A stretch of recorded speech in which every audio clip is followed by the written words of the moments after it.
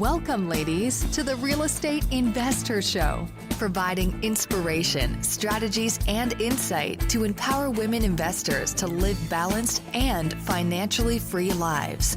Now, here are your co-hosts, Liz and Andresa. Welcome back, ladies. This is Liz. And this is Andresa. Welcome back to the Real Estate Investor Show, minisode edition, right, Andresa, where 10 minutes less, we get right to it, sharing content around investing, business, self-care, something that we're learning or have learned, and we are sharing it with you. So we like to kind of get to it quickly on our minisodes because we know you ladies and men who listen to our show just have that limited time. So we want to be respectful of that always. And you know what? A lot of people that when they post on our Facebook group, we don't have the time to really expand by, typing back. So this specific minisode, it's about a question that we got at our Facebook group where the person was asking, how much profit should I count on? Should I make it in every single deal? And I gave my favorite answer. It depends. But here I want to break it down for you, my thought process and why I take different directions depending on where I am at. So we're going to talk about profit, which is very important. Right? But here's the thing. When people ask me that question, right? How much profit should I make? I always think about it. Well, my answer 12 years ago when I got started and my answer now, it's completely different. In the past, I needed to get experience and I needed to get deals under my belt. Not that that's not important now to me, but it's not primary. It's secondary, right? I protect my time much more now than I did it in the past. And I wanted to learn, so I needed the deals. So I was open to take much more profit in the past in exchange for learning. And it was really strategic. I remember one of the deals, I made under $8,000, but I learned a lot. Let me just pause 1 second. When I say I learned a lot, it doesn't mean that I lost a lot of money or made a ton of mistakes. No, it means that my partner took a bigger chunk of the profit. That's what it means. We made a ton of money there. I made $7,000 because of the agreement that we had back then. And my time into it was more than what I would like to do it now. And the lessons that I learned how to rehab a burned house. That's a lot. That's a lot to learn than just like a little, TLC. So the first thing when I ask you, where are you at right now in your career, in your real estate investment? Because you might look at profit really different than you had in the past. So I've got questions, Liz, for people to ask themselves. But before I get to those questions, I want to share the biggest lesson that I've learned throughout my years, and you can share yours, Liz, is that I didn't have the word profit as a line item on my spreadsheet. It was really like at the end, what it was left, that's what it was. But I encourage all the women that when you're underwriting and running your numbers, that you add that line item way above, not the last one, because that is your number. That is your worth. How you're calculating how much time you're worth there, with your experience is worth that. There's a lot that you can put on. But that was one of my biggest lessons, that I didn't put that line item. It was just a quote unquote afterwards thought process that was there. I think the lesson that's taken me the longest to learn, that I'm just beginning to learn, is that profit isn't for me always where I'm 100% running it to get the most profit. In other words, what effort and energy and time how can that be decreased even at the level of 10%, 20%? so I can, right, we can own more different, lines of businesses and investment properties and not take the lion's share of the profit, but you're taking you're kind of maximizing your time. So I don't think I learned that until recently, because it always like, okay, how do we get the most profit?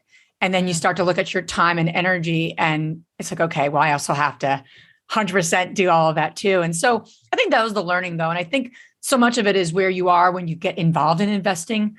We were younger and we did it all, right? Because we learned to do it all. But as you get older, you're like, okay, how do I not do that anymore? I just don't want to. I just don't want to. But wouldn't it be amazing, right? As we grow, invest her and, and grow our footprint, we're gonna serve a lot more women by right strategically partnering with different businesses and revenue streams, so we can be of more service. So that's exciting to me, and I think that's the biggest learn lesson I've had around quote unquote profit.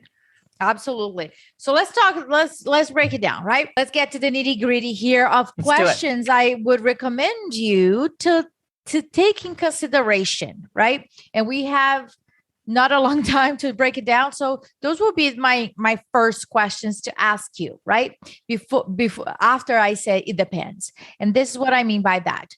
Let's say, are you going? The first question is, am I going to do this project solo or with partner, right? If I am doing a project solo, my profit, my desire for profit is different than if I am doing with partners, because with partners, I am leveraging my time, my experience, my resources, and I am not taking a lot of my time. So when I'm going solo, it's 100% of my time.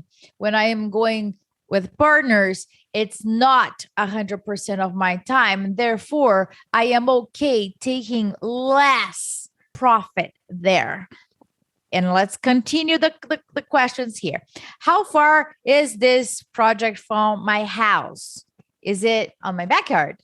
Is it 30 minutes, 40 minutes, an hour and a half? Is that upstate? It all depends, right? For smaller projects, I'm sorry, but I don't want to drive. I want to be super close to my house, because if I am keeping an eye on it once a week or twice a week, whatever that is, I just don't want to drive a lot. In the past, I drove whatever.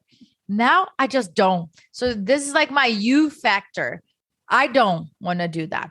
For out of state, Liz and I always talked about it, right? We're looking to areas where it's not too far from the airport, that we can get in and can get out. This is another factor that is important. Imagine if we get something that, okay, we get into the airport and then it's like a 3-hour drive by car. I just don't want it. I just don't ask me for it. I'm not going, right? So that is also, you take that in consideration. Far from my house is just a no. I don't care about the profit. You understand? It's just not, it's already a no. The third question is, will I need a new general contractor, or my current general contractor or crews can handle it? It's also different, because I can mitigate my risk much more if I have a general contractor that I don't need to go through basically anything, because the person already knows the scope of work, the finishes, and how I do business. It's less time, less of my time managing it. And therefore, I'm okay taking a less profit based on the amount of time that I am putting into that. And I am mitigating my risk because I've worked with this person before. So I know that the final product is going to have the quality that I'm expecting. The fourth question is, have I done this type of project before or not? So think about it, right? If you are doing single families and then you're going to do new construction, yes, I want to see a higher profit in projects that I'm doing it first. Higher profit, meaning either you put a higher profit or you put a big buffer over there. Because I want to have cushion there. Because if I make mistakes, which I will, if I'm doing something new, I can reduce that. You either create a bigger profit for you, or you put another line item, which is a buffer for mistakes. Your GC, nobody's going to know about the line item. You're not going to be on our budget. It's just there for your underwriting as a reserve, because new projects, new general contractors, new areas, new states, that's the unknown. You couldn't even name that unknown.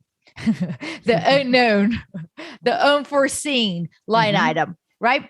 And sometimes you go 10% and 20% there because it's just new areas that you're navigating. The other thing is like, what is the estimated construction cost?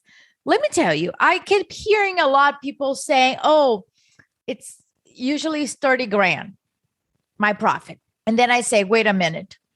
Are you talking about a single family house that you pay 300, 400,000, 100 grand in construction? Is that more or less where you're at?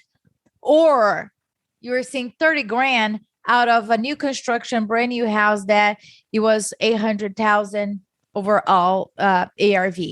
It's different. So it's not based on that number. How much time did you put into it? What is the construction cost? 30 grand in a, let's say, $100,000 project looks great. 30 grand on a $1.5 million project looks horrible. So you got to take in consideration also what is your construction cost, your ARV, your acquisition costs, holding costs, all of that. Please make sure it is proportional. And I don't want women to feel bad about making money. If you were able to make money on that, that's another topic for another time. But I want to make sure that you're fine. You keep going. The last thing, Liz, is what type of lending am I using? Because my profit will vary if I'm using my own cash, conventional loan, hard money loans. So all of that you've got to manage as you are preparing and underwriting. So think about like pluses and minuses. So there's not a single recipe to determine your profit as per what I just said, your time, your experience, what you're bringing to the table, your lending, construction, general contractor, all of that. And what do you feel comfortable with? Right? So it's all a mix. If you take in consideration all those 6 topics, you will find something that works for you. And the good news is you try it. And if it doesn't work, you adjust the next deal. That's the key. I love it. I love it. And the only thing I'd add to that too is how much is it worth to you to get the experience? Because sometimes profit's going to become secondary over the experience of the opportunity. And I think we get very wrapped up about money we're making versus what we're learning. And that could also be, to your point, you took a lot less money at the beginning to learn. And I think not enough people do that. And that would accelerate their growth. So don't forget 100%. About that learning. Awesome. Love it. I hope you guys enjoyed this episode. Let us know if you have more questions and what do you think about it. Yes, thanks post in our Facebook group. Ciao.